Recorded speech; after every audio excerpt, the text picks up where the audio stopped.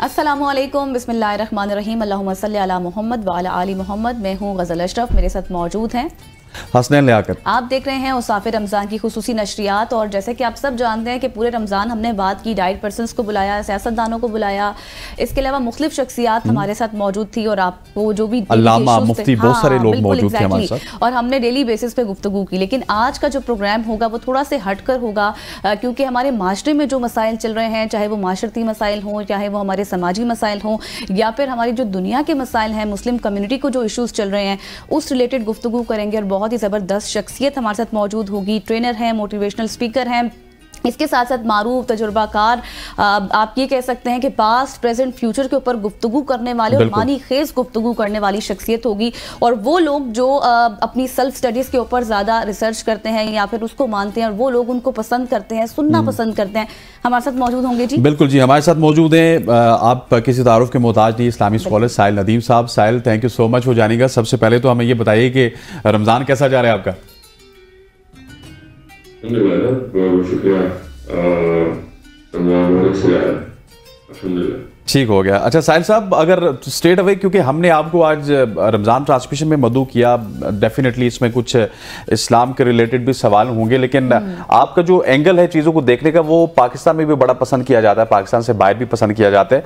अगर सिर्फ पाकिस्तान की बात कर ली जाए या पाकिस्तान में जो निज़ाम है इसकी बात कर ली जाए, तो इस निज़ाम को, इस तर्ज़ हुकूमत को आप किस तरह देखते हैं, इस्लामी पॉइंट ऑफ व्यू से या अपने पॉइंट ऑफ व्यू से भी? जी जी, पाकिस्तान के निज़ाम को मैं ऐसे इंग्लैंड के निज़ाम को देखता हूँ, अमेरिका के निज़ाम को देखता हूँ। एक बहुत बड़ी कोशिश है अमेरिका की कैन बी स्टेट बनने की हमारी। काफी सारे मुल्क हैं दुनिया में ऐसे जो कर रहे हैं, हम भी उनमें से एक हैं। हम पाकिस्तान के रिलीजियस साइको सोशल इशूज को अमेरिका की कॉन्स्टिट्यूशन के अंदर प्रूव करने की कोशिश कर रहे हैं। तो ज़ाहिर नहीं हो सकता फिलोसॉफिकली वेस्टर्न लिबरल डेमोक्रेसी के थ्रू प्रूव करने की कोशिश करें। कैसे होगा?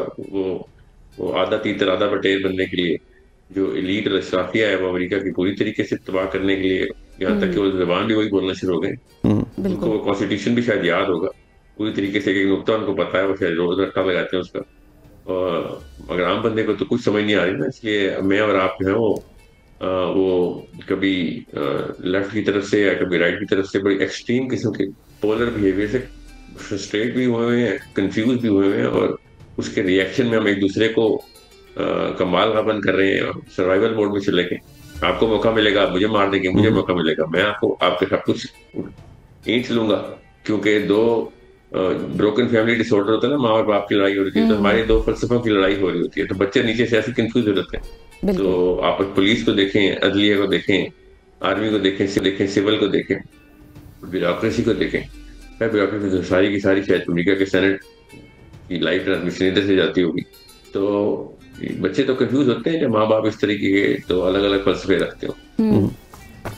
साहिल साहब, बिल्कुल आपने दुरुस्त फरमाया। जिस तरह से अभी आपने बच्चों की बात की कि एक डिसऑर्डर होता है और बच्चे कंफ्यूज हो जाते हैं, लेकिन अगर हम अपने तालीमी निज़ाम के हवाले से बात करें, जो हमारा जदीद तालीमी निज़ाम है, आप समझते हैं कि ये दूर कर रहा है दीन से बहुत ज़्यादा नौजवानों को? बेसिकली हमारे तालीमी निज़ाम में जो स्कूल का निज़ाम है, उसमें जो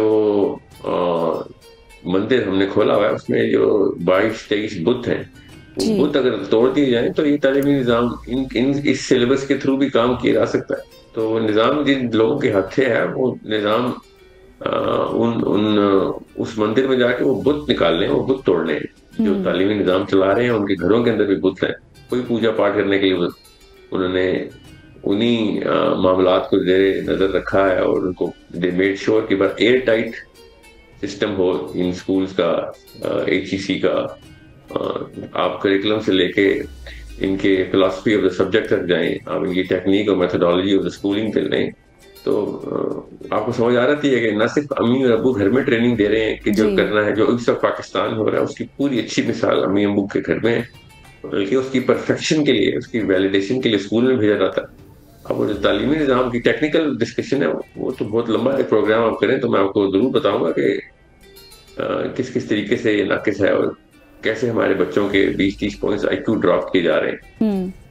लेकिन साहिल साहब, क्या आप समझते हैं कि कोई शॉर्ट टर्म तरीके से या फिर लॉन्ग टर्म तरीके से हम इसको अगर तब्दील कर भी सकते हैं, तो इसके हवाले से हम सीरियस नजर आ रहे हैं आपको? पाकिस्तान की जो गवर्नमेंट है या फिर हमारा जो तालीमी निज़ाम है, स्पेशली अगर पाकिस्तान में जो प्रिवेल कर रहे हैं?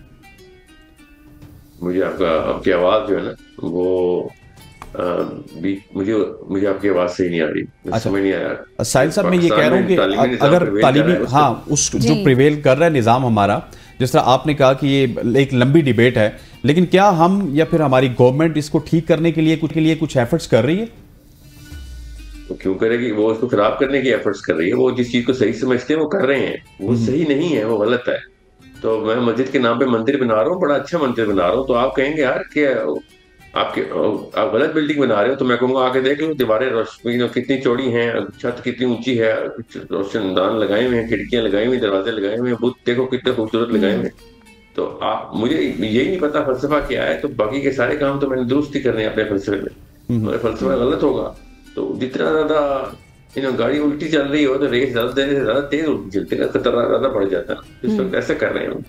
میں نے آپ سے کہا نا کسی ایسے پروگرام میں جس میں آپ صرف تعلیمی نظام کی بات کریں، میں آپ کو اس کی ٹیکنیکل جو لوگ سننے والے ہیں جو اس کے کرتا ہے ان کو سمجھا سکتا ہوں کہ سائنس کیا ہے، اس کی ایجوکیشن سسٹم کے پیچھے بیسک یا ایجوکیشن کی جو پلرز ہیں اور اس کے فاؤنڈیشن جس طریقے سے لے آؤٹ کرنے کی ادھر کیا غلطی ہو رہی ہے۔ مگر 100 باتوں کی ایک بات، پہلے یہ تو مان لیں کہ مندر بنانا ہے یا مسجد، سینیگاگ بنانا ہے یا چرچ، پہلے یہ تو بس مان لیں، تاکہ کیونکہ عوام جو ہے وہ مسجد میں آنے والی ہے، آپ چرچ بنا رہے ہیں، ٹھیک ہے۔ پہلا کام تو یہ درست کریں گے نا کہ پہلے یہ فیصلہ کریں گے کہ بلڈنگ بنانی کس لیے ہے اور کون سے رب کے لیے۔ بالکل ٹھیک ہے، تھوڑا سا آگے بڑھتے ہیں ساحل صاحب۔ جس طرح سے ابھی ہم نوجوان نسل کے حوالے سے بات تو کر ہی رہے ہیں، تو آپ کیا سمجھتے ہیں میڈیا کا کردار، انٹرٹینمنٹ انڈسٹری کا کردار کتنا زیادہ ہے نوجوان نسل کو پیچھے کرنے میں یا پھر ان کا ایک مائنڈ سیٹ بنانے میں؟ بہت زیادہ ہے، بہت ہی زیادہ ہے۔ اب آپ خود سوچیں، آپ کے پاس جتنے بھی سوال ہیں، جس نے بھی یہ سوال لکھ کے دیے ہیں، آپ جس طریقے سے یہ سوال پوچھیں گے، آپ لوگ کون ہیں، کون بیٹھے گا ٹی وی کے آگے، یہ سب کے سب ایک خاص فلسفے کے پیچھے ہے۔ ادھر بھی وہی مندر ہے نا، آپ کو سوال جس نے بھی دیے ہیں، جو بھی اس طریقے سے آپ نے پوچھنے، آپ نے بھی اس سیشن کے بعد اپنی ویوز کو کلک کر کے کامنٹس پڑھتے رہنا کہ میری ریٹنگ کیسی آئی، میری تعریفیں کتنی ہوئی، میرے خلاف جو کامنٹ آئے وہ کیوں آئے۔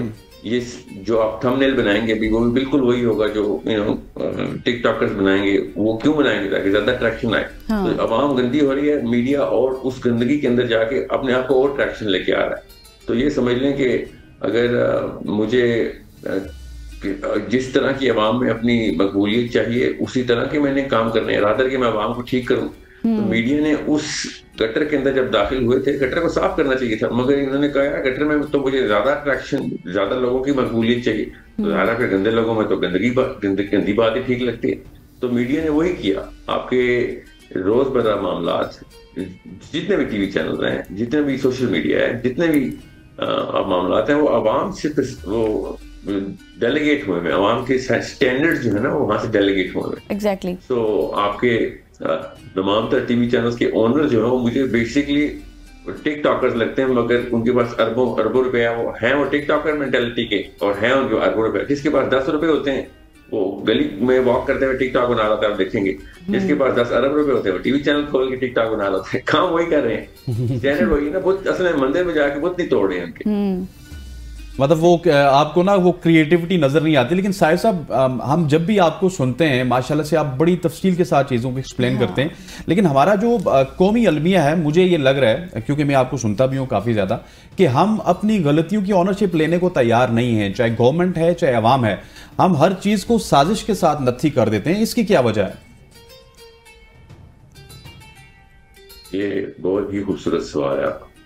یہ شاید ہر سوال کی جڑ ہے، یہ گھر سے آتی بیٹا۔ یہ ہے سینک ماحول جو کہ گھروں میں پلتا ہے، اور ہر بندہ آپ کو پھر مشکوک لگتا ہے، ہر بندے کے بات میں آپ کو کوئی سازش یا کوئی تہ میں کوئی اور مطلب نکلتا ہے۔ بات بندہ کوئی کر رہا ہوتا ہے، اگلا بندہ اس کو تانا سمجھ رہا ہوتا ہے، بات بندہ تصحیح کے لیے کر رہا ہوتا ہے، اگلا بندہ اس کو اپنی تنقید کے کوئی وہ سمجھ رہا ہوتا ہے کہ اس نے میری پروفائل ڈیمیج کرنے کی کوئی نیت پہ شک کیا ہوا ہے۔ تو جب نیت پہ شک کرنے کی بات آ جائے ہر عوام ہر لڑکے لڑکی میں، تو آپ کو پتہ چل جائے گا کہ معاملہ نواز شریف عمران خان نے نہیں کیا ہوا، یہ گھر میں امی اور ابو نے کیا۔ ٹھیک ہے، اب میں یہ نہیں کہہ رہا ہوں کہ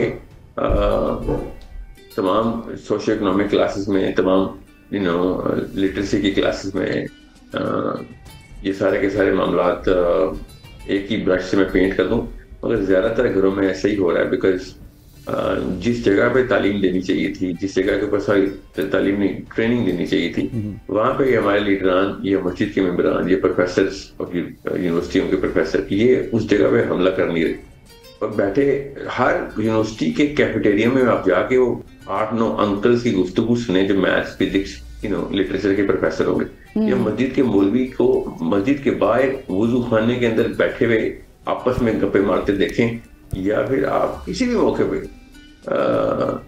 اسٹوڈنٹس کے اس میں جا کے دیکھیں جو ذرا ماسٹر یا پوسٹ گریجویشن یا گریجویشن کے اسٹوڈنٹ ہوتے ہیں، ہر بندہ یہی جملہ بول رہا ہے، دیکھ یار ان لوگوں کو یہ سمجھ نہیں آتی، ان لوگوں کو یہ سمجھ نہیں آتی، یہ ہمارا تکیہ کلام بن گیا، ان لوگوں کو یہ سمجھ نہیں آتی۔ وہ اپنے اپنے سسٹم کے اندر، چھوٹے سے ببل کے اندر اپنے اپنے انکلز کی برائیاں ایسے کر رہا ہے، حالانکہ اس کو پتہ نہیں ہے کہ اس کو بھی وہی سمجھ نہیں آتی۔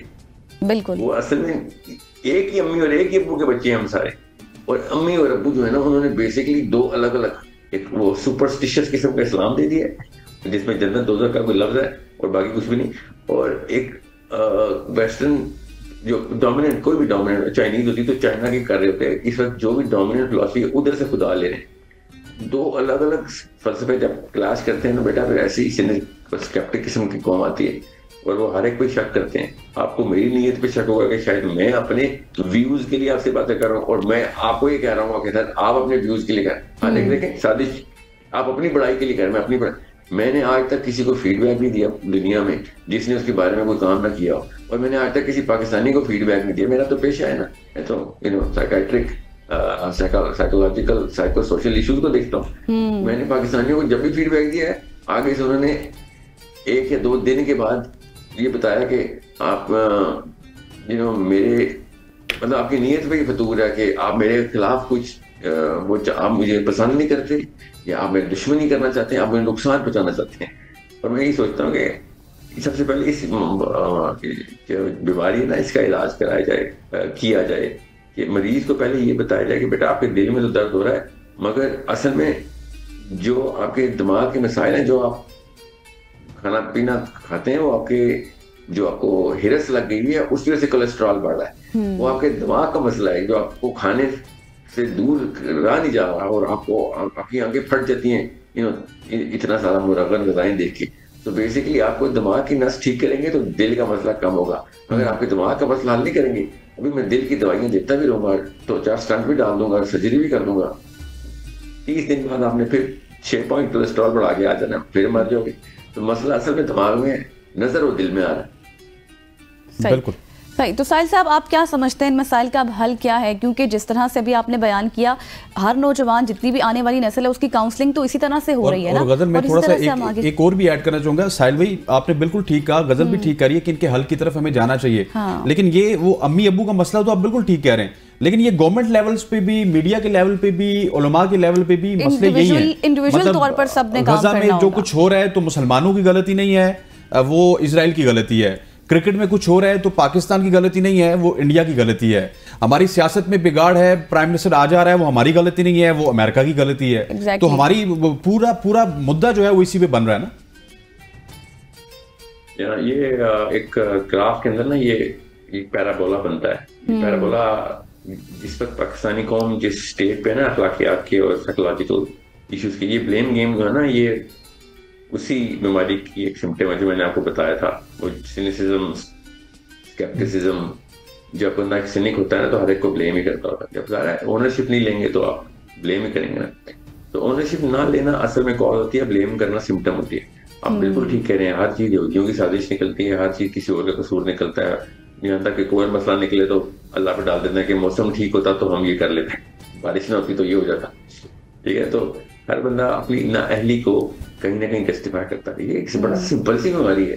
مسئلہ یہ کہ یہ اصل میں بیماری نہیں ہے سر، یہ اصل میں ایک بڑی بیماری کا چھوٹا سا سمٹم ہے، لگتی بہت بڑی بیماری ہے مگر ایک چھوٹا سا سمٹم ہے۔ اب یہ نفسیات کے اندر آپ کو جتنی مرضی نفسیات میں آپ جائیں گی، میں جاتا ہوں، میرا تو پیشہ ہے، میرا کام ہے، مگر آپ کو کاز نہیں ملے گی، آپ کو سمٹم ہی ملے گا۔ اصل میں کاز ہماری فلاسفی کے اندر ہے۔ جب فلسفہ خراب ہوتا ہے نا تو نفسیات خود ہی خراب ہو جاتی ہے۔ آپ کی گلوبل فلاسفی لوکل سائیکالوجی کو ڈکٹیٹ کرتی ہے۔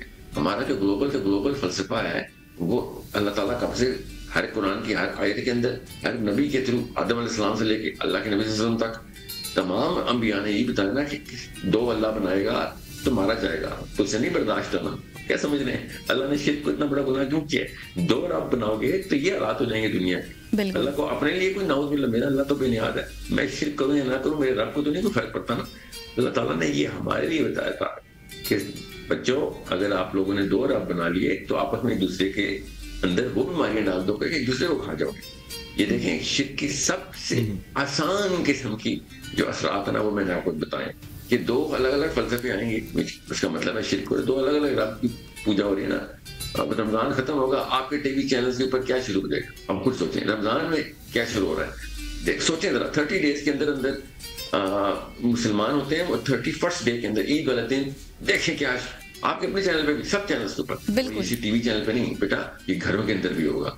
امیوں کے دوپٹے سر سے اتر جائیں گے، ٹھیک ہے. ابو جو ہیں وہ باہر جس مسجد آتے تھے اسی طریقے سے وہ اور ایسی جگہوں جہاں پہ سر جھکتا تھا ابو کا وہ یہاں پہ سر اٹھ جائے گا. خواتین آ رہی ہوں گی، آدمی بھی اتنی حرکتیں شروع کر دیں گے جتنے عورتیں.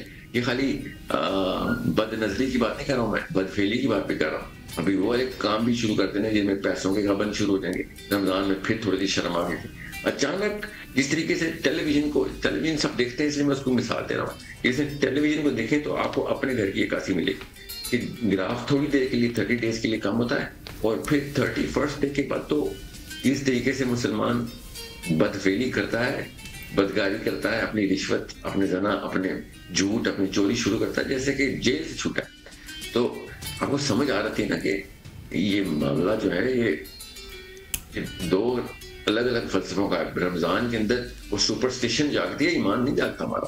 اور رمضان کے بعد ہماری اپنا جو بھی رب بنایا ہوا ہے اس کے سامنے ہم پیش ہو جاتے ہیں.